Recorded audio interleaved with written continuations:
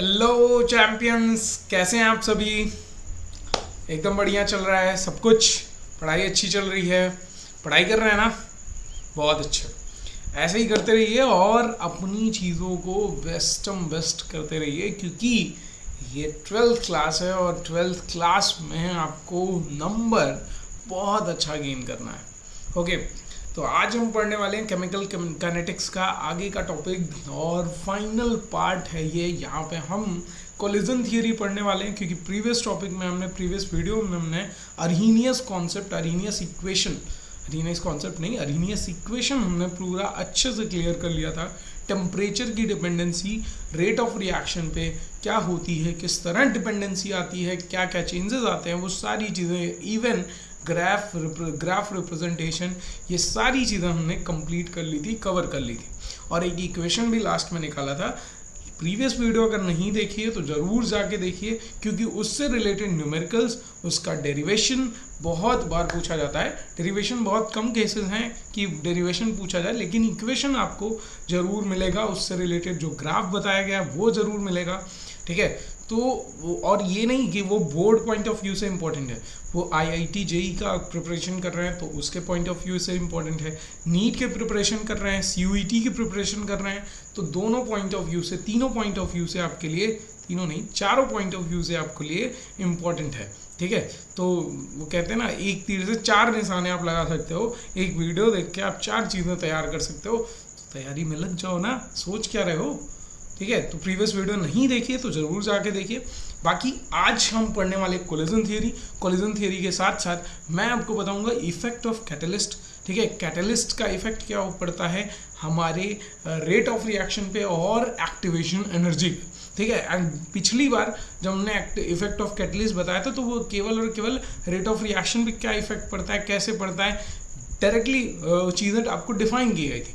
लेकिन यहाँ हम बताएंगे एक्टिवेशन एनर्जी से रिलेट करके। ठीक है, क्योंकि अभी ताज़ा ताज़ा हम पढ़ के आए हैं एक्टिवेशन एनर्जी।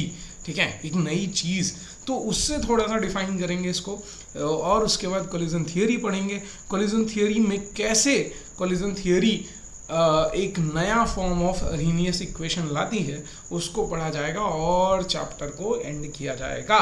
ठीक है, आज ही वाइंड अप कर देंगे, आज ही पैकअप कर देंगे इस पूरे चैप्टर का। तो हो तैयार, करोगे बार।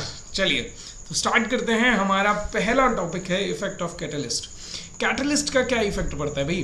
तो कैटलिस्ट का इफेक्ट मैंने बताया था, आपको एग्जांपल देके बताया था कि मान लीजिए कि दो अलग अलग लोग हैं, ठीक है, और दोनों में लड़ाइयाँ चल रही हैं, बढ़िया वाली भयंकर लड़ाई हो रही है। ठीक है, और एक तीसरा बंदा आया, मान लो मिंकू टिंकू दो हैं और दोनों में लड़ाइयाँ चल रही हैं भयंकर की, मैं तुम्हें मार दूंगा, मैं तुम्हें उड़ा दूंगा।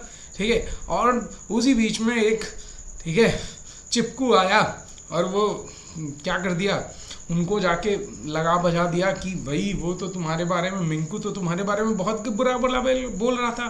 ठीक है, और फिर चिंकू को जाके कह दिया कि अरे वो तो तुम्हारे बारे में बहुत बुरा भला बोल रहा था। ठीक है, अलग अलग चीज़ें, ठीक, दोनों तरफ लगाया। अब दोनों तरफ जब लगाया, एक तो पहले से रिएक्शन हो रही थी, दोनों के बीच लड़ाइयाँ हो रही थी। अब जब क्या कर दिया, ठीक है, थोड़ा थोड़ा इधर उधर की, ठीक है, लगा दिया, आग में घी डालने का काम कर दिया, तो अब रिएक्शन और तेज होगी, अब लड़ाइयाँ और तेज होंगी और दोनों और ज़्यादा लड़ेंगे। ठीक है, ठीक है, समझ में आ रही बात। तो और जो चिपकू आया था बीच में, वो साइड से धीरे से निकल गया। ठीक है, उसका उस पर कोई इफेक्ट नहीं पड़ा, लेकिन ये दोनों लोग आपस में क्या करने लगे, और ज़्यादा लड़ाई करने लगे। ठीक है, तो यही होता है कैटलिस्ट का काम। ठीक है, यही किसका काम होता है, कैटलिस्ट का। ये धीरे से आता है, रिएक्शन के रेट को बढ़ा देगा। ठीक है, यानी रिएक्शन जो अभी 10 मिनट में, 20 मिनट में कंप्लीट होने वाली थी, उसको और उसका टाइम रिड्यूस कर देगा, यानी रेट ऑफ रिएक्शन बढ़ा देगा। ठीक है, स्पीड बढ़ा देगा तो टाइम कम हो जाएगा। ठीक है, और धीरे से साइड से निकल जाएगा। इसी को कहते हैं कैटलिस्ट। ठीक है, लेकिन कैटलिस्ट दो तरीके के होते हैं। एक कैटलिस्ट होते हैं पॉजिटिव और एक कैटलिस्ट होते हैं निगेटिव कैटलिस्ट, जिनको हम इनहिबिटर कहते हैं। क्या कहते हैं, इनहिबिटर। ठीक है, याद रखिएगा, उनका निगेटिव कैटलिस्ट कहीं कहीं प्रोनाउंस किया जाता है, लेकिन उसके साथ साथ उनको कहा जाता है क्या कहा जाता है, इनहिबिटर। ठीक है, याद रखेंगे, एनसीईआरटी में भी ये लाइन लिखी हुई है, एनसीईआरटी जरूर पढ़िए, अगर आपको टाइम मिल रहा है तो जरूर एनसीईआरटी रीड करिए। एनसीईआरटी रीडिंग से आपकी बहुत सारी चीज़ें, बहुत सारे ऐसे कॉन्सेप्ट्स हैं जो बहुत अच्छे से क्लियर होंगे। ठीक है, नीट का एग्जाम देना चाह रहे हैं, सीयूईटी का एग्जाम देना चाह रहे हैं, तो आपके लिए एनसीईआरटी बेस्ट ऑप्शन है आपके हर एक टॉपिक को क्लियर करने के लिए। ठीक है, बाकी तो इफेक्ट क्या पड़ा, इफेक्ट कैटलिस्ट का ये पड़ा कि वो रेट ऑफ रिएक्शन को बढ़ा दे रहा है। ठीक है, और हम 10th क्लास से यानी बचपन से पढ़ते आ रहे हैं कि भाई यही होता है, कैटलिस्ट एक ही रिएजेंट, एक ऐसा सब्सटेंस होता है जो एनहांस कर देता है रेट ऑफ रिएक्शन, स्पीड बढ़ा देता है। ठीक है, समझ में आ रही बात। जैसे बहुत सारी एग्जांपल्स हैं। ठीक है, जैसे मैंने बताया था N2 और H2 का एग्जांपल कि जब हैबर्स प्रोसेस की इक्वेशन होती रिएक्शन होती है तो उसमें Fe एज कैटलिस्ट लिया जाता है, किसकी तरह, कैटलिस्ट की तरह लिया जाता है। हाइड्रोजनेशन रिएक्शन जब होती है तो हाइड्रोजनेशन, ठीक है, जब CH2 मॉलिक्यूल CH2 का हाइड्रोजनेशन किया जाता है तो हाइड्रोजनेशन यानी हाइड्रोजन का एडिशन, तो यहाँ पे निकल, पैलेडियम, प्लैटिनम, इस तरह से ये कुछ कैटलिस्ट लिए जाते हैं। ये सब क्या करते हैं, ये सब रिएक्शन को करवाते हैं। ठीक है, समझ में आ रही बात, ये सब रिएक्शन को परफॉर्म करवाते हैं। ठीक है, समझ में आ रहा है। तो यहाँ पे फॉर्मेशन किसका हो जाता है, CH3, सिंगल बॉन्ड CH3 का फॉर्मेशन हो जाता है। ठीक, लेकिन यहाँ पे एक चीज़ जो डिफिनीशन है वो थोड़ी सी अलग लिखी हुई है। आज डिफिनीशन में क्या है कि द सब्सटेंस और reagent which increases the rate of reaction by decreasing the activation energy without involving in the reaction are termed as catalyst। ठीक है, अब ये यहाँ तक तो समझ में आया कि भाई हाँ ये तो पढ़ते आ रहे हैं, रेट ऑफ रिएक्शन को बढ़ा देता है, लेकिन ये रिएक्शन एक्टिवेशन एनर्जी डिक्रीज करने का क्या मतलब है सर। तो एक्टिवेशन एनर्जी डिक्रीज करने का मतलब है, एक्टिवेशन एनर्जी पहले होती क्या थी वो देख लेते हैं। ठीक है, तो मैंने बताया था कि भाई एक बैरियर होता है, एनर्जी बैरियर, और हर एक रिएक्टेंट, हर एक रिएक्शन में रिएक्टेंट जो है, जो रिएक्शन करने जा रहा है उसको उस बैरियर को पार करना है। ठीक है, बिना पार किए वो, ठीक है, मझधार तक नहीं पहुंच सकता, उसको अग्नि परीक्षा देनी है। मैंने पिछली वीडियो में बताया था, अग्नि परीक्षा देके अगर वो पास हो जाता है तो वो प्रोडक्ट का फॉर्मेशन कर सकता है। अब क्या हुआ कि अग्नि परीक्षा देने बहुत ऊपर जाना पड़ रहा था, तो उतनी एनर्जी अब उनके पास नहीं है, रिएक्टेंट के पास नहीं है, तो वहाँ पे हमने ला दिया कैटलिस्ट। अब कैटलिस्ट क्या, या फिर उतनी एनर्जी देना, टेम्परेचर बढ़ा के उतनी एनर्जी देना पॉसिबल नहीं है हमारे लिए। ठीक है, तो हमने क्या किया, वहीं ला दिया कैटलिस्ट। अब कैटलिस्ट क्या कर देगा, जो वो पूरी मझधार थी ना, जो पूरा बहुत ज़्यादा एनर्जी चाहिए थी, ठीक है, क्या करने के लिए, एनर्जी बैरियर को क्रॉस करने के लिए, उसने कैटलिस्ट ने एनर्जी बैरियर ही छोटा कर दिया। अब जैसे ही छोटा कर दिया एनर्जी बैरियर, तो अब क्या होगा, मॉलिक्यूल्स के पास जो सफिशिएंट जितनी भी एनर्जी थी उसी के साथ वो कूदना स्टार्ट कर देंगे, अग्नि परीक्षा देके भागना स्टार्ट कर देंगे, तो ऑब्वियस ही बात है प्रोडक्ट बन जाएगा। समझ में आ रही है। ग्राफ के हिसाब से बताते हैं, 2 मिनट रुक जाइए, इस ग्राफ के हिसाब से आपको समझाते हैं, ध्यान से देखिएगा, ध्यान से देखेंगे तो समझेंगे, ठीक है, नहीं देखेंगे तो नहीं समझेंगे। हाँ, थोड़ा सा मैं कलर चेंज कर लेता हूँ। अब देख लो, मान लो कि हमारा ये यहाँ पे रिएक्टेंट है और यहाँ पे प्रोडक्ट है, ठीक है, लेकिन मैंने कहा रिएक्टेंट अगर यहाँ पे है, मान लो R यहाँ पे है और P यहाँ पे है, तो रिएक्शन ऐसे नहीं होगी कि रिएक्शन रेट ऐसे जल्दी से जाके रिएक्टेंट से प्रोडक्ट बन गया। नहीं, ऐसे होना ही नहीं है। क्यों नहीं होना है, क्योंकि भैया बीच में कौन है, अग्नि परीक्षा देनी है आपको। तो अग्नि परीक्षा कैसे देनी है, ऐसे देनी है, ठीक है, ये एनर्जी बैरियर क्रॉस करके जाना है। अब ये एनर्जी बैरियर क्या है, ये एनर्जी बैरियर पूरा यहाँ से यहाँ तक की जो एनर्जी होती है इसको थ्रेशोल्ड एनर्जी कहते हैं, पिछली वीडियो में बताया था। लेकिन रिएक्टेंट से लेके, ठीक है, यहाँ इस पीक पॉइंट तक की जो एनर्जी होती है इसी को कहते हैं एक्टिवेशन एनर्जी।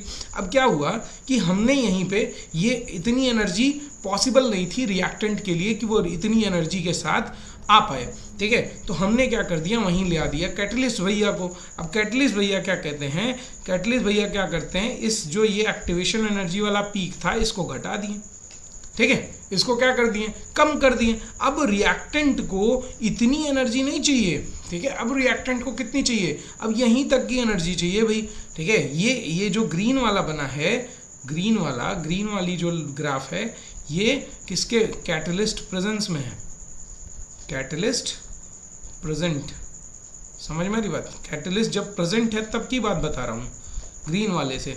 और येलो वाले से क्या है, येलो वाला क्या बता रहा है, जब कैटलिस्ट नहीं प्रेजेंट है, ठीक है, कैटलिस्ट एब्सेंट है जब। समझ में आ रहा है? कैटलिस्ट क्या है, एब्सेंट। तो अब जब यहाँ इसके बैरियर को छोटा कर दिए तो अब मॉलिक्यूल्स को थोड़ी थोड़ी अगर अमाउंट ऑफ एनर्जी हम दे दें तो ये इस बैरियर को आराम से क्रॉस कर जाएंगे, आराम से क्रॉस कर जाएंगे। तो अग्नि परीक्षा जब दे दिए भाई तब तो प्रोडक्ट का फॉर्मेशन हो सकता है। यानी आपने जब कैटलिस्ट लगाया, आपने जब कैटलिस्ट दिया तो बैरियर क्या हो गया, छोटा, एनर्जी ये एक्टिवेशन एनर्जी क्या हो गई, डिक्रीज। पहले एक्टिवेशन एनर्जी यहाँ से यहाँ तक की थी, अब एक्टिवेशन एनर्जी यहाँ से यहाँ तक हो गई ना, डिक्रीज हो गई। अब डिक्रीज हो गई तो रिएक्टेंट आराम से, रिएक्टेंट के मॉलिक्यूल इस बैरियर को क्रॉस कर सकते हैं, और जब क्रॉस कर लेंगे तो बना लेंगे, क्या बनाएंगे, प्रोडक्ट। ठीक है, समझ में आया? आया समझ में? अयो आया, अयो आया तुमको समझ में है? मुझे लैंग्वेज बड़ी अच्छी लगती है, ठीक है। अयो बोलो हैं, मुत्तस्वामी, अय्यर स्वामी, मुत्तस्वामी आया।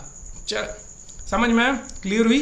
ठीक है, तो यही काम करते हैं कैटलिस्ट। अब इसी तरह से वो क्या कर देंगे भाई, रिएक्शन आपने कैटलिस्ट रख दिया तो रिएक्शन आराम से हो जाएगी, जल्दी हो जाएगी, फास्ट हो जाएगी। इसीलिए कहते हैं कि कैटलिस्ट इंक्रीज कर देता है रेट ऑफ रिएक्शन को। ग्राफ से समझते हैं।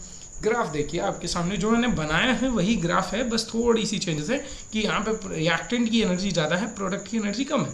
ठीक है, ये भी केस आता है एक्सोथर्मिक एंडोथर्मिक का। ठीक है, देखिए ध्यान से। अब इसमें, ठीक है, अब इसमें क्या करना है, ये मैं कलर चेंज कर लेता हूँ नहीं तो पता ही नहीं चलेगा। ध्यान से देखिए भाई, हमारा यहाँ पे हमारा रिएक्टेंट है और रिएक्टेंट को इस बैरियर को क्रॉस करके जाना है, यहाँ से क्रॉस करके जाना था और तब प्रोडक्ट जाके बनता। लेकिन ये यहाँ से तो आना स्मूथ है, लेकिन यहाँ तक पहुँचना जरूरी है, यहाँ इस पॉइंट तक पहुँचना जरूरी है रिएक्टेंट के लिए। ठीक है, तो रिएक्टेंट के मॉलिक्यूल के पास इतनी एनर्जी नहीं थी कि वो यहाँ तक पहुँच पाए। ठीक है, कितनी एनर्जी नहीं थी, और ना हमारे लिए इतना पॉसिबल था कि हम टेम्परेचर देके इतनी एनर्जी इनको प्रोवाइड कर सके। देखो ये लाइन जो है ब्लू वाली, ये अनकैटलाइज्ड रिएक्शन है जहाँ पे कैटलिस्ट प्रेजेंट नहीं है। तो एक्टिवेशन एनर्जी तब उस टाइम पे कितनी है, देखिए यहाँ पे लाइन बना है, activation energy in the absence of catalyst. ये एक्टिवेशन एनर्जी यहाँ से यहाँ तक की है, लेकिन हमने क्या किया, हमने यूज़ कर लिया कैटलिस्ट। अब कैटलाइज्ड रिएक्शन में जैसे ही कैटलिस्ट यूज़ किया तो आपका जो ये एक्टिवेशन एनर्जी वाली लाइन है वो ध्यान से देखिए, वो लाइन यहाँ पे क्या हो गई है, डिक्रीज हो गई है, यहाँ पे आ गई है कि नहीं। ठीक है, और यहाँ पे जब आ गई है तो ऑब्वियस सी बात है एनर्जी कम हो गई, एक्टिवेशन एनर्जी कम हो गई। जो मिनिमम अमाउंट ऑफ एनर्जी चाहिए थी एनर्जी बैरियर को क्रॉस करने के लिए, उसको कैटलिस्ट ने कम कर दिया। जब कम कर दिया तो अब मॉलिक्यूल्स के पास इतनी एनर्जी है कि वो इस बैरियर को आराम से क्रॉस कर सकते हैं, और जब आराम से क्रॉस कर लेंगे तो वो क्या बनाएंगे, अयो क्या बनाएंगे, प्रोडक्ट बनाएंगे तो इजीली फॉर्मेशन हो जाएगा प्रोडक्ट का।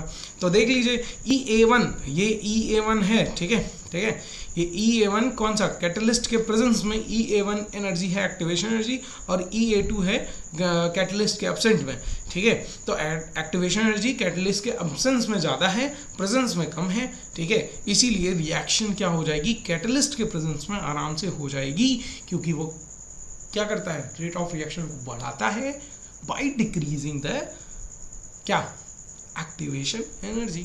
समझ में आया? तो ये ग्राफ आप रिप्रेजेंट कर सकते हैं, बता सकते हैं, लिख सकते हैं, दिखा सकते हैं, और इफेक्ट ऑफ कैटलिस्ट डिफाइन कर सकते हैं इस तरह से।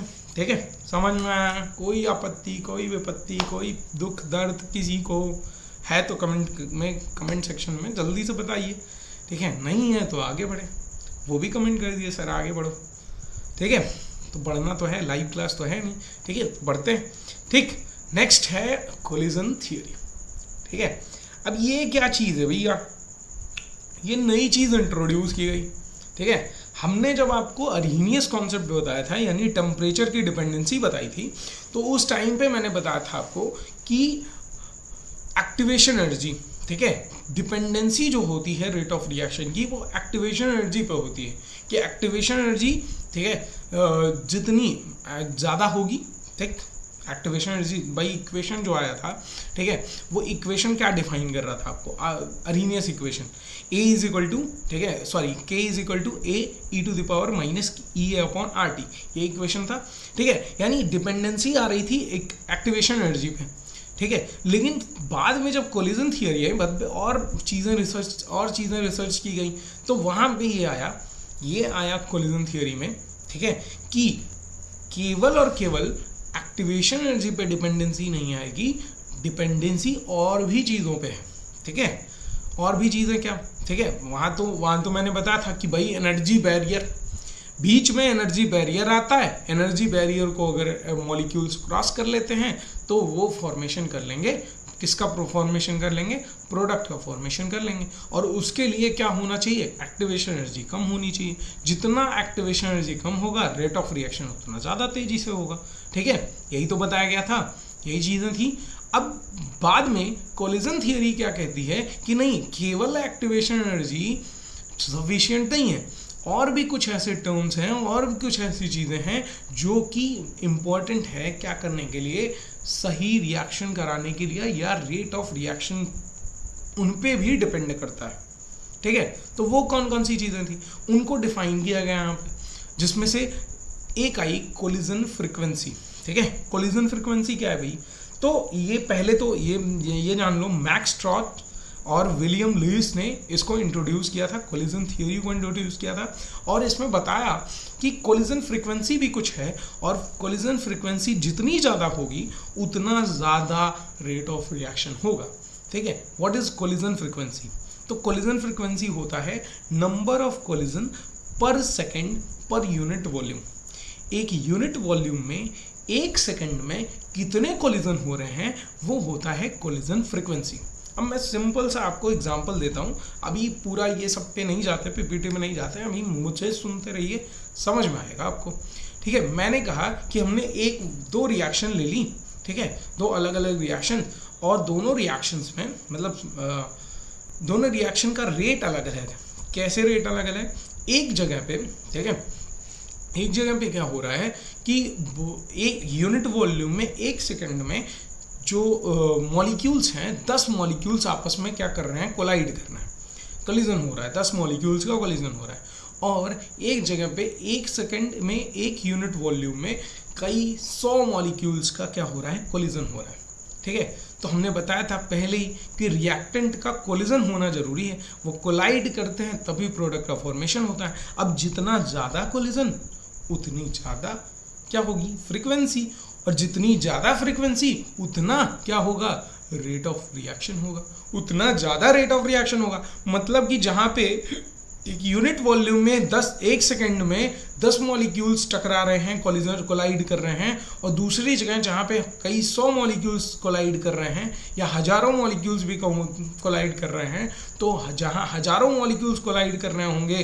कोलिजन हो रहा होगा एक यूनिट सेकेंड में, एक सेकेंड में, एक यूनिट वॉल्यूम में, ठीक है, वहाँ पे प्रोडक्ट ज़्यादा बनेगा, वहाँ पे रेट ऑफ रिएक्शन ज़्यादा होगी।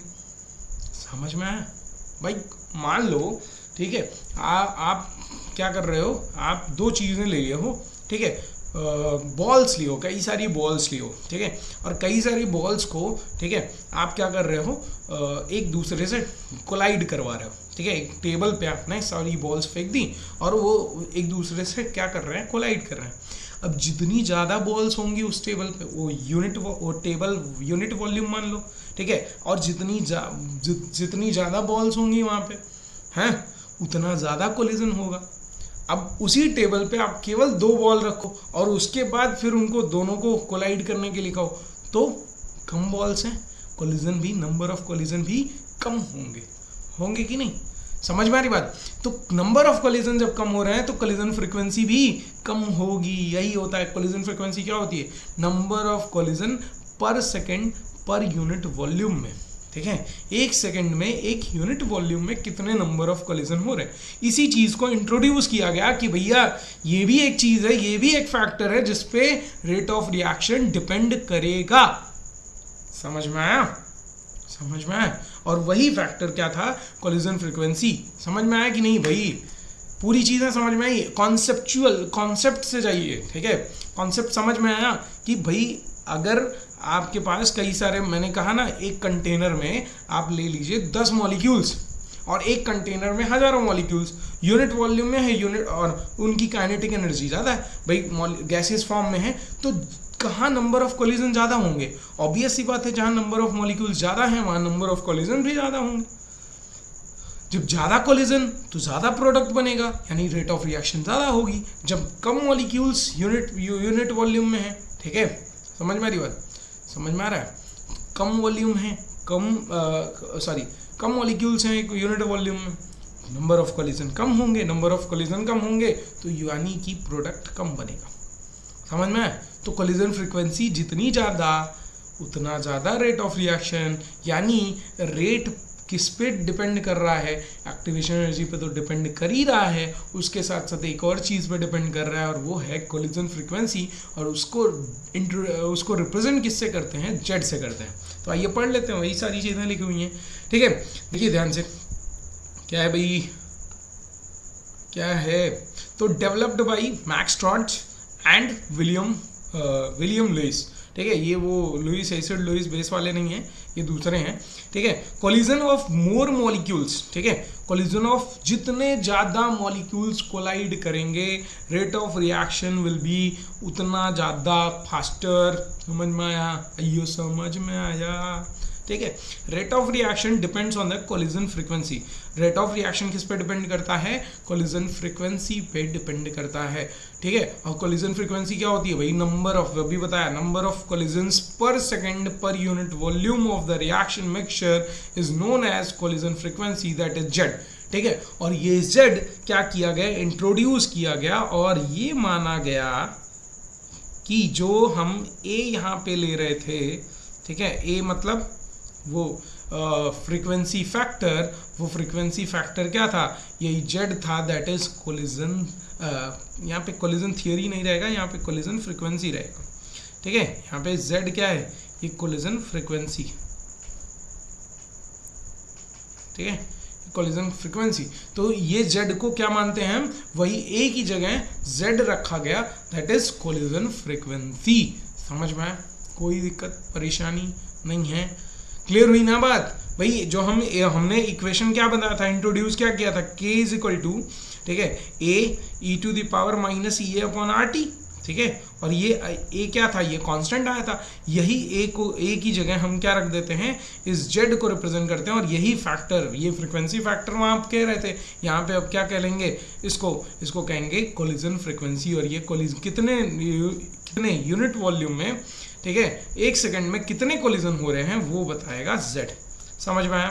तो एक नई क्वांटिटी इंट्रोड्यूस हो गई जिसको हम कहते हैं कोलिजन फ्रीक्वेंसी, और वो रिप्रेजेंट किससे किया जाता है? जेड से किया जाता है। तो हमारा जो अरीनियस इक्वेशन था पहले, k is equal to A e to the power minus E A upon R T, उसमें एक नई क्वांटिटी जुड़ गई, दैट इज जेड, और दैट इज कोलिजन फ्रीक्वेंसी। और हमारा इक्वेशन बन गया k is equal to Z e to the power minus E A upon R T.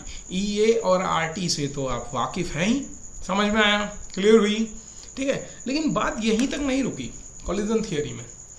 बात ये हुआ कि ठीक है, नंबर ऑफ कोलिजन्स हो रहे हैं, ठीक है, लेकिन सारे कोलिजन से प्रोडक्ट नहीं बन सकता, ठीक है? हर तरह के कोलिजन से भाई प्रोडक्ट नहीं बन सकता। जैसे मैंने अभी जब मैं प्रीवियस वीडियो पढ़ा रहा था, तो प्रीवियस टॉपिक पढ़ा रहा था, तो प्रीवियस वीडियो में मैंने यही बताया कि भाई कोलिजन जो है वो इफेक्टिव होना चाहिए, ठीक है? यही पेन मैंने लिया था और मैंने बताया भाई ऐसे नहीं हो कि मान लो ये मॉलिक्यूल ऐसे आ रहा है और ये मॉलिक्यूल ऐसे आ रहा है, दोनों ऐसे टकरा गए। ऐसा नहीं होना चाहिए। कोलिजन क्या होना चाहिए? ओरिएंटेशन इनकी सही होनी चाहिए और इन प्रॉपर ओरिएंटेशन होना चाहिए, और उसके साथ साथ कोलिजन जो हो वो कैसा हो? इफेक्टिव होना चाहिए। तो इफेक्टिव होने के लिए क्या होना चाहिए? उनके पास एक सफिशिएंट काइनेटिक एनर्जी होनी चाहिए, जिसको हम थ्रेशोल्ड एनर्जी कहते हैं, ठीक है? और मॉलिक्यूल्स के पास थ्रेशोल्ड एनर्जी यानी सफिशिएंट काइनेटिक एनर्जी होनी चाहिए, ठीक है? और उसके साथ साथ प्रॉपर ओरिएंटेशन होना चाहिए। कोलिजन थ्योरी इसको भी डिफाइन करती है। ठीक है, वही चीज़ आपको आगे पढ़नी है। मैंने पिछली वीडियो में भी ओरिएंटेशन की बात की थी, यहाँ भी ओरिएंटेशन की बात कर रहा हूँ। क्यों कर रहा हूँ भाई? क्योंकि मान लो दो कार हैं, ठीक है, एक कार इधर से आ रही, ठीक है, मैं कार बहुत खराब बनाता हूँ लेकिन फिर भी है, एक कार ये है, ठीक है, एक कार ये है, दोनों बड़े स्पीड से इधर उधर आ रहे हैं, ठीक है, और दोनों क्या कर गए, ऐसे ऐसे ऐसे आ रहे थे खूब तेजी से, अब ये ऐसे क्रॉस कर गए, ऐसे जाके ओरिएंट कर रहे हैं, ठीक है, ऐसे ओरिएंटेशन कर रहे हैं साइड साइड से। तो क्या ये प्रॉपर ओरिएंटेशन है? नहीं, प्रॉपर ओरिएंटेशन नहीं है। तो यहाँ पे प्रोडक्ट फॉर्म होगा? नहीं फॉर्म होगा, ठीक है। अगर वो कोलिजन हेड ऑन है कोलिजन करते तो पॉसिबिलिटी थी, प्रोबेबिलिटी थी कि यहाँ पे क्या बन जाता, यहाँ पे प्रोडक्ट का फॉर्मेशन होता, इफेक्टिव कोलिजन होता, ठीक है। लेकिन इफेक्टिव कोलिजन होने के लिए मॉलिक्यूल्स के पास सफिशिएंट अमाउंट ऑफ एनर्जी होनी चाहिए, दैट इज थ्रेशोल्ड एनर्जी, और उसके साथ साथ उनका ओरिएंटेशन क्या होना चाहिए, प्रॉपर होना चाहिए। और ये भी चीज़ कोलिजन थियोरी में इंट्रोड्यूस की गई और वही यहाँ पे लिखा हुआ है, ठीक है, समझ में आया? Collision in which molecules collide with sufficient kinetic energy, that is threshold energy and proper orientation, ठीक है। कोलिजन थियरी कहता है कि प्रॉपर ओरिएंटेशन में होना चाहिए उनका कोलिजन, और उसके साथ साथ उनकी जो एनर्जी है, उनके पास जो एनर्जी है वो सफिशिएंट होनी चाहिए, ठीक है, सफिशिएंट यानी थ्रेशोल्ड एनर्जी के बराबर होनी चाहिए, ठीक है। एक मिनिमम अमाउंट ऑफ एनर्जी रखी गई है, उसके बराबर होनी चाहिए या उससे ज़्यादा हो, तभी इफेक्टिव कोलिजन माना जाएगा और तभी प्रोडक्ट का फॉर्मेशन होगा। हर एक तरह का कोलिजन प्रोडक्ट का फॉर्मेशन नहीं करता है, ठीक है।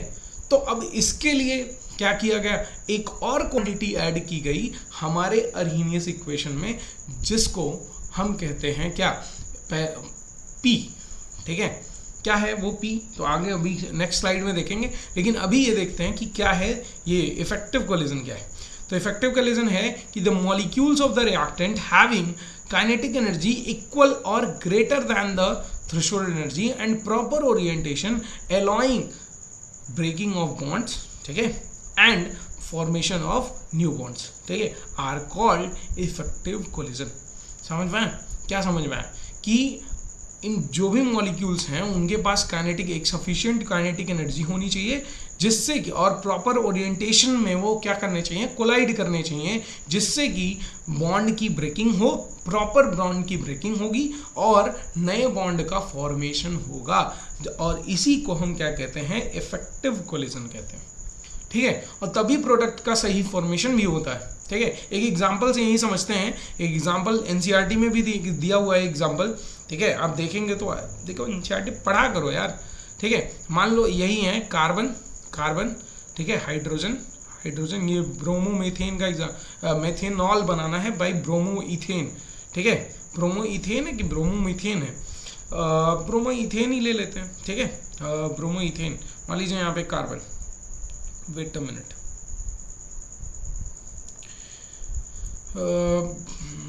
इसको ब्रोमोमीथेन कर लो, ज़्यादा अच्छा रहेगा, ब्रोमोमीथेन, ठीक है, सिंपली ज़्यादा समझ जाओगे आप, ज़्यादा अच्छे से समझ जाओगे, ब्रोमीन हाइड्रोजन, ठीक है। और यहाँ पे हम लेके आते हैं OH निगेटिव, जिसको हम कहते हैं न्यूक्लियोफाइल। क्या कहते हैं? न्यूक्लियोफाइल। आगे ऑर्गेनिक केमिस्ट्री में आप इस चीज़ को पढ़ेंगे, ये न्यूक्लियोफाइल है, ये अटैक करता है, ठीक है। और यहाँ पे यही समझना है कि ओरिएंटेशन प्रॉपर क्यों होना चाहिए, ठीक है। तो ओरिएंटेशन प्रॉपर इसलिए होना चाहिए क्योंकि यहाँ पे ब्रोमीन के पास होते हैं क्या, लोन पेयर ऑफ इलेक्ट्रॉन्स, ठीक है, और OH पे क्या है, निगेटिव चार्ज, यानी इसके पास भी एक्सेस में इलेक्ट्रॉन है, ठीक है। अब ये जब इधर से अटैक करने जाएगा, ठीक है, किधर से अटैक करने, भाई ध्यान से देखना, जब सामने से अटैक करने जाएगा, सामने से कहेगा भैया हट, हम तो मेथेनॉल बनाना चाहते हैं,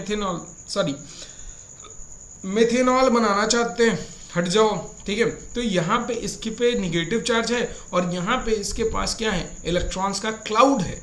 इस क्लाउड की वजह से ये दोनों एक दूसरे को हिंडर करेंगे, ठीक है, और हिंडर जब करेंगे तो यहाँ पे कोई फॉर्मेशन नहीं होगा, जिसकी वजह से नो प्रोडक्ट, यहाँ पे प्रोडक्ट फॉर्म ही नहीं होता या बहुत लीस्ट अमाउंट में फॉर्म होता है, ठीक है, बहुत बहुत कम फॉर्म होगा, ठीक है, समझ में आ रही बात। लेकिन मैं जनरली जब भी मैं नोट्स बनवाता हूँ तो उसको सीधे लिखवा देता हूँ कि नो प्रोडक्ट फॉर्म, क्योंकि ये इतना हिंड्रेंस प्रोवाइड करते हैं कि ये प्रोडक्ट का फॉर्मेशन करना ही नहीं देगा भाई। रिएक्टेंट प्रोडक्ट जब स्टेबल रहेगा तभी तो रिएक्टेंट आपस में रिएक्शन करेंगे। यहाँ तो ये रिएक्टेंट रिएक्शन ही नहीं होने दे रहा है, ठीक है, यानी ओरिएंटेशन यहाँ है भाई, कोलिजन ही नहीं होगा, क्योंकि इसके पास इलेक्ट्रॉन का क्लाउड है और इसके पास निगेटिव चार्ज है, यानी इसमें भी इसके पास भी एक्सेस में इलेक्ट्रॉन है कि नहीं, ठीक है। तो इसलिए यहाँ पे नो प्रोडक्ट का फॉर्मेशन होता है। लेकिन OH क्या करे, अगर जाके पीछे से अटैक करे, ठीक है, इस तरह से, ठीक, तो इस तरह से अटैक करने पे क्या होता है कि ये बाहर निकल जाते हैं, ये लीव आउट हो जाते हैं, ठीक है, ब्रोमीन, क्योंकि इसकी इलेक्ट्रोनेगेटिविटी ज़्यादा होती है तो ये आउट हो जाएगा और कार्बन के साथ OH जाके डायरेक्टली बॉन्ड बना लेगा और बनाता है, ठीक है, क्या बनाता है, मिथेनॉल का फॉर्मेशन करता है, ठीक है, किसका फॉर्मेशन करता है, मिथेनॉल का, ठीक है, यानी हाइड्रोजन जैसे जुड़े थे वैसे तो जुड़े रह गए और कार्बन के साथ कौन जुड़ गया, आके OH जुड़ गया, ब्रोमीन निकल गया और यहाँ पे OH जुड़ गया, ठीक है। इसको मैं ऐसे बना देता हूँ, वेट अ मिनट, इसको हम ऐसे कर देते हैं, देखिए, कार्बन, ठीक है, हाइड्रोजन इधर आ जाएगा, हाइड्रोजन पीछे से अटैक किया है तो पीछे ही जुड़ेगा OH, तो यहाँ पे OH जुड़ गया, ठीक है, समझ में आ रही बात, ठीक है। और ये क्या बन गया, ये बन गया मिथेनॉल, ठीक है। तो यहाँ पे इस केस में जब ये पीछे से अटैक कर रहा है तो यहाँ पे इलेक्ट्रॉन का क्लाउड नहीं है, ठीक है, नहीं क्लाउड है तो ये आराम से अटैक कर सकता है। लेकिन इधर से जब अटैक कर रहा था, आगे से अटैक कर रहा था, तो यहाँ पे इलेक्ट्रॉन के क्लाउड की वजह से अटैक करना पॉसिबल नहीं था, क्योंकि ये हिंडर कर रहे थे इनको, तो अच्छे से कोलिजन नहीं होता, तो प्रोडक्ट का फॉर्मेशन नहीं होता, ठीक है, प्रोडक्ट का फॉर्मेशन नहीं हो रहा है। इसीलिए कहा गया है कि कोलिजन, ठीक है, प्रॉपर ओरिएंटेशन के साथ होना चाहिए, ओरिएंटेशन इंपॉर्टेंट है, उसके साथ साथ उनकी एनर्जी, मॉलिक्यूल्स की एनर्जी, ठीक है, थ्रेशोल्ड, ठीक है, एनर्जी के इससे क्या होनी चाहिए, या तो ग्रेटर हो या तो उसके बराबर हो, तभी जो कोलिजन है वो कैसा होगा, इफेक्टिव, और इफेक्टिव कोलिजन से ही प्रोडक्ट का फॉर्मेशन होता है, समझ में। तो यहीं पे इंट्रोड्यूस किया गया एक नया फैक्टर जिसको हम कहते हैं प्रोबेबिलिटी या स्टेरिक फैक्टर। क्या है ये स्टेरिक फैक्टर, इसको रिप्रेजेंट किया जाता है P से और ये बताता है प्रोबेबिलिटी ऑफ इफेक्टिव कोलिजन, ठीक है, इफेक्टिव कोलिजन की प्रोबेबिलिटी को डिफाइन करता है। और यहाँ से हमारा जो अरेनियस इक्वेशन है वो और ज़्यादा क्या हो गया, मॉडिफाइड आ गया, और ये इक्वेशन क्या बन जाता था, क्या था इक्वेशन हमारा, k is equal to a e⁻ upon RT, और अब क्या बन गया, k is equal to P, that is probability, Z, that is collision frequency, e⁻ upon RT। और यहाँ पे भाई प्रोबेबिलिटी इस पे इफेक्टिव कोलिजन पे भी डिपेंड कर रहा है, Z यानी कोलिजन फ्रीक्वेंसी पे भी डिपेंड कर रहा है, और किस पे डिपेंड कर रहा है, इफेक्टिव एक्टिवेशन एनर्जी पे भी डिपेंड कर रहा है। तो इन सभी फैक्टर्स पे डिपेंडेंसी की वजह से हमारी जो अरेनियस इक्वेशन है वो मॉडिफाई हो जाती है और ये बन जाती है, क्या से क्या हो गए देखते देखते, ठीक है।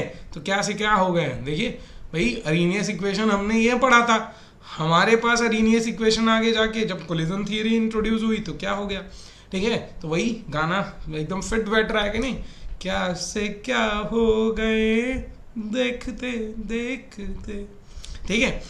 गाने में बहुत अच्छा नहीं हूँ लेकिन फिर भी ट्राई किया हूँ, ठीक है। तो ये थी हमारी पूरी केमिकल काइनेटिक्स, जिसको मैंने 11 पार्ट में पूरा ख़त्म किया है, आपको बहुत ब्रॉडली, बहुत अच्छे से वो बेसिक टू एडवांस लेवल तक जाके मैंने अच्छे से समझाया है। वीडियोस अगर प्रीवियस नहीं देखी हैं, बीच में थोड़ा 1-2 दिन गैप भी हुए थे, दो दिन नहीं 3-4 दिन गैप हो गए थे, ठीक है, उसके लिए सॉरी, कुछ प्रॉब्लम्स की वजह से ऐसी चीज़ें हो गई थी, कुछ बिजी शेड्यूल्स की वजह से। लेकिन अभी मैं रेगुलर होने वाला हूँ, रेगुलर रहने वाला हूँ, ठीक है, आपके एग्ज़ाम तक।